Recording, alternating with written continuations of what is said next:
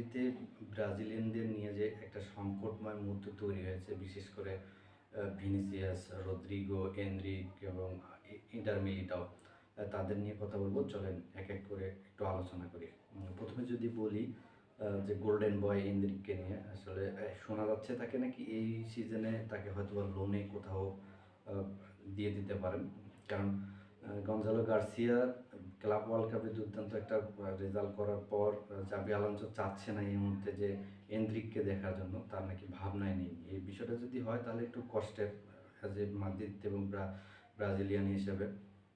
কারণ দেখেন এনরিক সে গত সিজনে 24টা ম্যাচে সুযোগ পেয়েছিল, মাত্র একটা গোল, কোনো অ্যাসিস্ট নেই।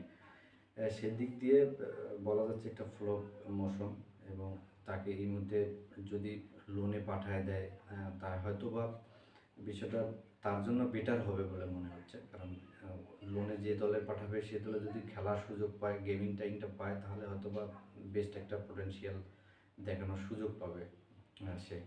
কারণ সামনে 2026 বিশ্বকাপ খেলতে গেলে অবশ্যই বেঞ্চে বসে থাকা যাবে না। যে কোথাও যেখানে সুযোগ পাওয়া যাবে খেলার, সেখানে তাকে খেলতে হবে। আর তৃতীয় যদি বলি, বিশেষ করে মোস্ট ইম্পর্টেন্ট কথা হচ্ছে রদ্রিগো। এখন শোনা যাচ্ছে রদ্রিগোকে হয়তো বা শেষ মুহূর্তে সেল করেই দিতে পারে, যদিও 100 মিলিয়ন ইউরো যদি পায়। শোনা যাচ্ছে লিভারপুল অথবা আর্সেনাল, দুইটার একটা দলে হয়তো বা চলে যাবে, আমার কাছে যেটা মনে হচ্ছে। দ্বিতীয়ত রদ্রিগোর বিষয়টা হচ্ছে, যদি এই মুহূর্তে সে চাচ্ছে রিয়াল মাদ্রিদে থাকতে, আমার কাছে রিয়াল মাদ্রিদে থাকা তার জন্য একটা সো ডিফিকাল্ট হবে। কারণ তাকে প্রচুর একটা গেমিং টাইম দরকার। আমি এই সিজনে যদি রিয়াল মাদ্রিদে থাকে, তাহলে আমার কাছে মনে হচ্ছে যে সে ম্যাচের পর ম্যাচ ব্রেঞ্চে বসে থাকতে হবে। এবং সামনে 2026 বিশ্বকাপের প্ল্যান করে যদি সে চায় যে বিশ্বকাপ খেলতে, তাহলে আমার মানে যেটা ধারণা বা আমার যেটা ফিলোসফি, আমার যেটা মনে হচ্ছে, সে অবশ্যই তাকে দলটা ত্যাগ করা উচিত। অন্য দলে গিয়ে প্লেইং টাইমটা বের করে বেঞ্চে বসে না থেকে, হয়তোবা দেখা যাচ্ছে যে লাস্ট পর্যায়ে দেখা যাচ্ছে সৌদি লিগেও কোনো দল তাকে হয়তোবা নিবে না যদি বেঞ্চে বসে থাকে এই সিজনে। সামনের সিজনে তাকে হয়তোবা কোনো দলই নিতে আগ্রহী দেখাবে না, যেহেতু এই সময় একটা পিক টাইম, একটা ভালো সিজন, খারাপ সিজন পার করার পরে একটা ভালো ফর্মে আছে। সে যদি চায় অন্য দলে গিয়ে তার প্লেইং টাইমটা বের করে তার পোটেনশিয়ালটা দেখাইতে পারবে। এই মুহূর্তে যদি মাদ্রিদে থাকে, মাদ্রিদে বসে থেকে থেকে আসলে ব্রেঞ্চ গরম করার কোনো মানেই হয় না। কারণ এই মুহূর্তে মাদ্রিদে যদি জাবি আলোনসোর রাডারে যদি পরিকল্পনায় না থাকে, সেক্ষেত্রে সে, আমার কাছে মনে হচ্ছে যে বেস্ট অপশন হবে তাকে এই মুহূর্তে রিয়াল মাদ্রিদ ছাড়ার, রিয়াল মাদ্রিদ ছেড়ে অন্য কোনো ক্লাবে গিয়ে তার পোটেনশিয়ালটা দেখার। সামনে যদি সে 26 সালে যদি ওয়ার্ল্ড কাপ খেলতে চায়, যদি বা কার্লো আনচেলত্তি চাবে যে পিক আওয়ারে, পিক টাইমে যে প্লেয়ারগুলো ফর্মে থাকবে তাকেই দলে নেওয়ার জন্য, এই মুহূর্তে যদি সে বসে থাকে ব্রেঞ্চে, হয়তো বা তার জন্য বিশ্বকাপ দরজাটা খোলা নাও থাকতে পারে। কারণ এই পজিশনে অলরেডি অনেকগুলো প্লেয়ার। আমার কাছে মনে হচ্ছে যে এই মুহূর্তে তাকে রিয়াল মাদ্রিদ ছাড়াই বেস্ট হবে, তার বেস্ট অপশন হবে রিয়াল মাদ্রিদ ছাড়া। আচ্ছা, মোট কথা হচ্ছে ভিনিসিয়াস যদি এই সিজন বা সামনে আরও 2 সিজন রিয়াল মাদ্রিদে থাকে, তবে কি তার কন্ট্রাক্টটা রিনিউ হবে কিনা।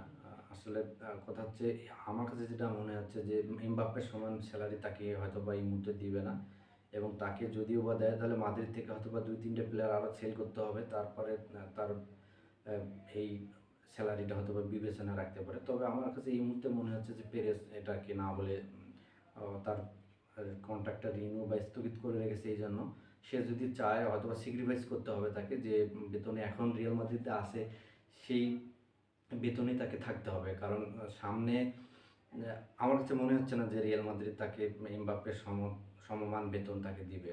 যদিও বা সামনের সিজন আর বেশ কিছুদিন সময় আছে, ক্যাম্প শুরু হতে বা 4-5 তারিখ থেকে, তখন বোঝা যাবে যে তার চাওয়া পাওয়াটা কতটুকু মূল্যায়ন করতেছে রিয়াল মাদ্রিদ। আমার কাছে মনে হচ্ছে যে সামনে আরও 2 সিজন আছে, তার মাথা থেকে সব কিছু এত কিছু ঝেড়ে ফেলে সামনে যেহেতু বিশ্বকাপ, এই সিজনটার প্রতি তার ফোকাস দেওয়া। তার কারণ অলরেডি রিয়াল মাদ্রিদে বিশেষ করে খেলার প্রতি কোয়ান্টিটি বেড়ে গেছে। যদি সে খারাপ খেলে বা দেখা যাচ্ছে যে তার ফর্ম সেইভাবে হচ্ছে না, বিশেষ করে এই গত সিজন, মানে এই যে সিজন শেষ করলে এই সিজনের উপরে তার বেতনটা নির্ভর করতেছে। কারণ এই সিজনে যদি ভালো করতো অবশ্যই তাকে হয়তো বা সমমানের বেতনটা দিত। আমার কাছে এইটা বিশেষ করে কারণ মনে হচ্ছে, কারণ অ্যাজ এ মাদ্রিদ ফ্যান হিসেবে হয়তোবা এই সিজনটা যদি ভালো খেলতো তাহলে তার হয়তোবা স্যালারিটা ইনক্রিজ করে দিত, তার কন্ট্রাক্টটা হয়তোবা আরও রিনিউ করতো। আর যদি লাস্ট বলে ইন্টার মিলিতাও, সে পরপর 2টা ACL ইনজুরি থেকে ফিরে আমরা বিশ্বকাপে মাত্র একটা ম্যাচে তারা বেশি প্রায় 30 মিনিটও হবে না, সামনে 2026 বিশ্বকাপ খেলতে গেলে মিলিটাকে এই মুহূর্তে আমার কাছে মনে হচ্ছে যে তার খেলার প্রতি প্রচণ্ড একটা ফোকাস দিয়ে ভালো রেজাল্ট বের করে, এবং তার যে ইনজুরি থেকে আসার পর তার খেলার গতিটা কীরকম হবে এটা অবশ্যই সামনের সিজন শুরু হলে আমরা বুঝতে পারবো। যদিও বা একটা ম্যাচে 30 মিনিট দেখে যেটা বোঝা গেছে হয়তো বা তার বডি ফিটনেস, ল্যাঙ্গুয়েজ, তার সব কিছু ঠিক আছে। রিয়াল মাদ্রিদে অতটা সুখকর পরিস্থিতির মধ্যে এই মুহূর্তে আছে, বিশেষ করে যদি লোনে পাঠায় এনরিককে এবং রদ্রিগোর সাথে যদি এই ধরনের সিচুয়েশন একটা ঘটে যায়, আমার কাছে মনে হচ্ছে যে এই দুটা প্লেয়ার ছাড়া রদ্রিগো এবং এনরিক এই দুটা হয়তোবা এই সিজনে তাদের রিয়াল মাদ্রিদ ছাড়তে হতে পারে। অলমোস্ট এটা কাছাকাছি হয়তোবা এসে গেছে। আর দ্বিতীয়ত ভিনিসিয়াস এবং ইন্টার মিলিটাও, তারা যদিও বা রিয়াল মাদ্রিদে থাকবে এই সিজন, এটা কনফার্ম।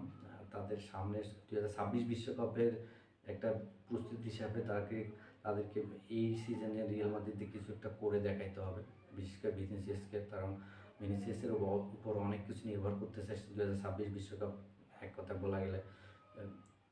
এটাই কথা ছিল, দেখা যাক সামনে বিস্তারিত হয়তো বা ব্রাজিল নিয়ে এবং রিয়াল মাদ্রিদ নিয়ে একটা ভিডিও কোনো আসবে। ধন্যবাদ সবাইকে।